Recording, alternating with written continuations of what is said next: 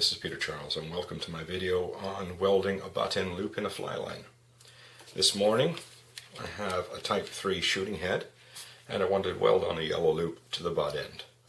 I have about 5 inches of 3/16 inch polyolefin heat shrink, and my first step is to insert the loop into the heat shrink, and what we'll do is try and squeeze in as far as we can. There we go.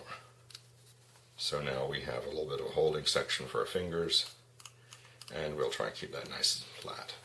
Now we'll insert the next step, which is the Type 3, and I've just wet it a little bit. I've beveled the edge so it will slide in, and I'll put in, and I'll leave about a 3/4 of an inch here of loop remaining, because we're going to neck this loop right here.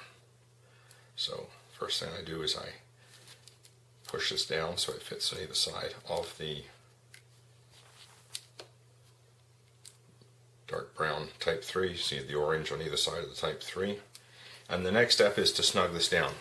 This is probably the most important example of snugging down, because if I don't snug this down ahead of time, when I go to weld it, it's going to move all over the place. So let's snug this down first, starting with the middle. And if it moves, just squish it with your fingers to put it back into place.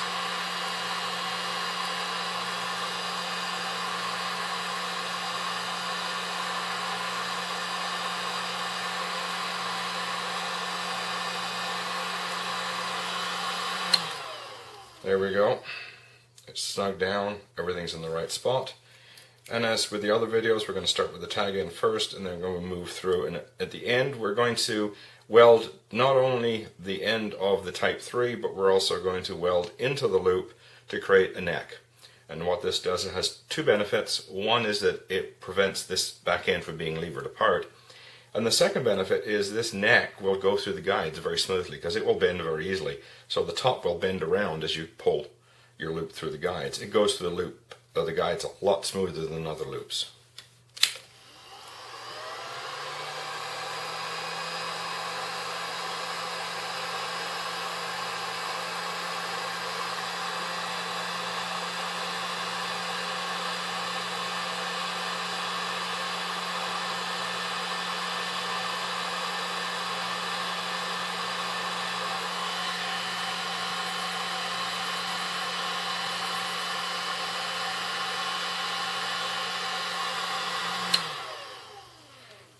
Okay, before we pull off the heat shrink, we want to see if this is actually welded, that there's no seam in here, and that this neck is welded properly.